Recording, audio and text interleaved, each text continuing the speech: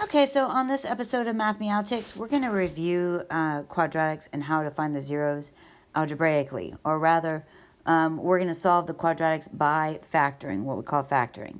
And we're going to specifically factor quadratics in the form of y is equal to x squared plus bx plus c.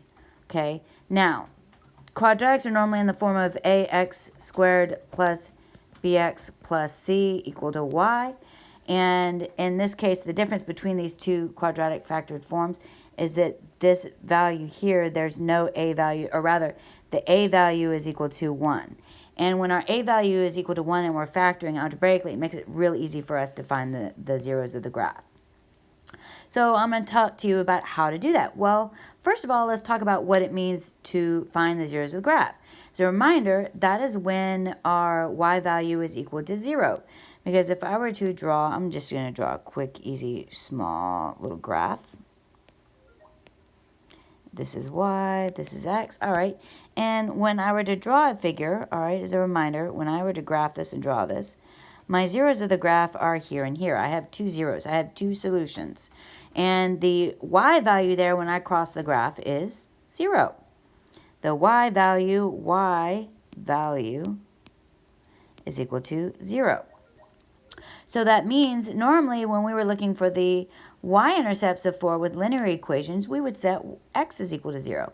Well, in this case, we're going to set y equal to 0. So if I give you the quadratic equation, let's say y is equal to x squared, and we're going to add 3x, and we're going to subtract 10.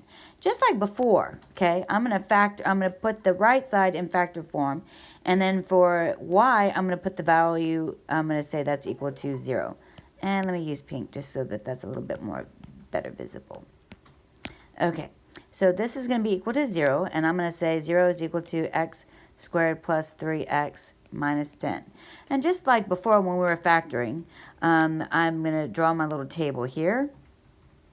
And I'm going to say c is equal to negative 10, and I'm going to say b is equal to 3. And the form of this, in order for this, is going to be negative 2 times positive 5. That's going to be the factors of negative 10 that add up to 3. So my factored form on the right side, I'm going to write x minus 2 times x plus 5, just as a reminder. And again, this is equal to 0. All right. Now, I have this in factored form, but I'm not done because we want to find the solutions to the graph. I want to find where they intersect. So in order for me to do that, I'm going to set each one of these factored forms equal to 0. So I'm going to say x minus 2 equal to 0, and I'm going to say x plus 5 is equal to 0. Then I'm going to just quite simply solve. So I'm going to subtract 5. That's going to give me x is equal to negative 5. I'm going to add 2. That's going to give me x is equal to 2. So my solutions are x is equal to negative 5 and 2. That's it. We're done. That's all we're having to do with these. Let me do one more for you just for fun. So let's say I have the quadratic equation. I'm going to give you y is equal to x squared plus 11x plus 24. I suggest that you might want to pause the video and see if you can solve this on your own. All right, coming back from the video, I'm going to go ahead and solve this. So I'm going to say 0 is equal to x squared plus 11x plus 24. All right, so I'm going to write this in factored form. I know that both of these are going to be positive, so that's going to be x plus and plus. All right, so the forms of 24. All right, we have 24. I believe it's going to be 6. No, we have, let's see, 24 and 11.